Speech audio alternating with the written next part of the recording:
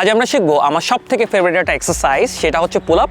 আমি জানি পুল আপের কথা শুনলে অনেকের ভয় লাগে এবং অনেকে ডিসকারেজড হয়, কারণ অনেকে কিন্তু জানে না যে কীভাবে পুল আপ করতে হয় বা এই স্ট্রেংথটা নাই, অনেকের ওয়েটও বেশি থাকে। এবং আমি দেখেছি যারা পুল আপ জানে না তারা কখনো রাইটভাবে পুল আপ প্র্যাকটিসই করে নাই। সো আজকে আমরা সে স্টেপ বাই স্টেপ প্রসেস জানবো কীভাবে পুল আপ এক্সারসাইজটা মাস্টার করতে হয়।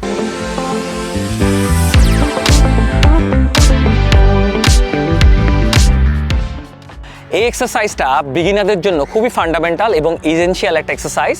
এই এক্সারসাইজটা করার সময় আমাদের বাইসেপ, আমাদের ব্যাক, মানে আমাদের ল্যাটস কাজ করে, এবং যেহেতু একই সাথে অনেকগুলো মাসল কাজ করে আমাদের বডির, এই জন্য এটাকে কম্পাউন্ড এক্সারসাইজও বলে। পুল আপের ফার্স্ট স্টেপটা হচ্ছে আপনাকে পুল আপ বার থেকে অথবা জিমন্যাস্টিক রিং থেকে আপনাকে হ্যাঙ্গিং প্র্যাকটিস করতে হবে। কেন? কারণ অধিকাংশ বিগিনার যখন পুল আপ প্র্যাকটিস করতে যায় তাদের এই গ্রিপের স্ট্রেনটাই প্রথমে ছুটে যায়। হ্যাঁ, সো পুল আপ শেখার জন্যে এই গ্রিপ এবং এই ফোরামের স্ট্রেনটা বিল্ড করা খুবই জরুরি। সো আমি এই যে পুল আপ বার থেকে, হ্যাঁ, আমার শোল্ডার ওয়াইড, এটা খুব ওয়াইড নিব না, আবার খুব ক্লোজ নিব না, ঠিক শোল্ডার ওয়াইড নিয়ে এইখানে আমি মিনিমাম 10 সেকেন্ডস ঝুলে থাকা প্র্যাকটিস করব। হ্যাঁ,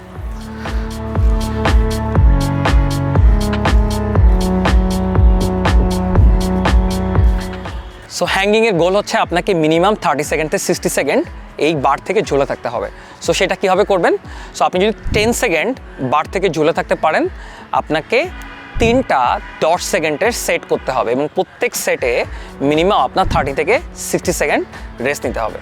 আর আপনি যদি 30 সেকেন্ড করতে পারেন তাহলে 30 সেকেন্ড করার পরে মেবি 60 সেকেন্ড রেস্ট দিলেন, এরকম 2-3 সেট করবেন। সেকেন্ড স্টেপ হচ্ছে স্ক্যাপুলা শার্ক। সো স্ক্যাপুলা কি? স্ক্যাপুলা হচ্ছে আপনার শোল্ডার ব্লেড। হ্যাঁ, আপনার ব্যাকে যে ট্রায়াঙ্গুলার শেপ বোনটা আছে ঠিক আপার ব্যাকের দিকে, সেটাই হচ্ছে স্ক্যাপুলা। সো স্ক্যাপুলা শার্ক কীভাবে করব? সো এই পুল আপ বারে প্রথমে ঝুলে থাকতে হবে, শোল্ডার ব্লেডটা নিচে থাকবে, এখান থেকে হাত না ভেঙে আমাকে এই যে উপরে উঠতে হবে এবং নিচে যেতে হবে। এখানে উঠবো, হোল্ড করব, ছাড়বো, hold, release, hold, release. So scapula শার্কে মনে রাখতে হবে আমার হাত জানি না ভাঙে এবং আমার শোল্ডার ব্লেডটা শুধু উপরে যাবে, নিচে আসবে।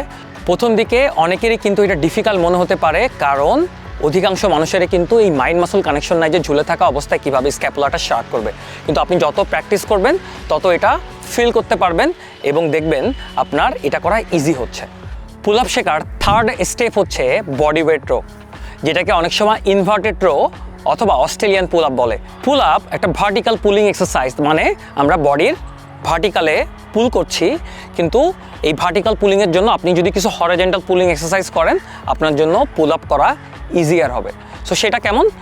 এই স্টেপটা যারা আর একটু ভালোভাবে শিখতে চান, আমি আর একটা টিউটোরিয়ালে এটা পুরোটা দেখিয়েছি, ডেসক্রিপশনে গেলে আপনি লিঙ্ক দেখতে পারবেন।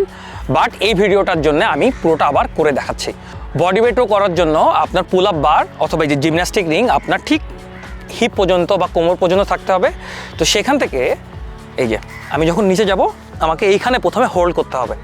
হ্যাঁ, সো এটা হচ্ছে স্টার্টিং পজিশন। এখান থেকে আমি 5টা রিপিটেশন করার প্র্যাকটিস করব। এই যে